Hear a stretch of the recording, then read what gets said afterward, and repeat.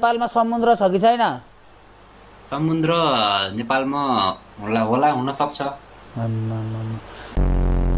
तिमी चाहिँ घरबाट जिन्दगीभर बाहिर निस्केको छैन, कुन देशमा छु पनि थाहा छैन। कुन देशमा छौ तिमी? म अहिले यतातिर छु, दाङतिर। दाङ कुन देशमा पर्छ?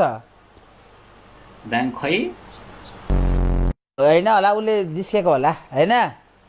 होइन होइन, जिस्केको छैन दाइ, कहाँ जिस्किनु। दाङ कुन देशमा पर्छ पनि थाहा छैन? नै म अहिले कुन देशमा छु म? तपाईँ अहिले काठमाडौँ हुनुहुन्छ। काठमाडौँ त ठाउँको नाम हो, म देश चाहिँ कुन देशमा छु म? देश चाहिँ अब नेपालमै हुनुहुन्छ होला। तिमी चाहिँ कुन देशमा छौ? म दाङमा। नेपालको राष्ट्रिय जनावरको नाम के हो? नेपालको राष्ट्रिय जनावरको नाम डाँफेचरा। नेपालको राष्ट्रिय फुलको नाम? राष्ट्रिय फुलको नाम हजारी फुल हो।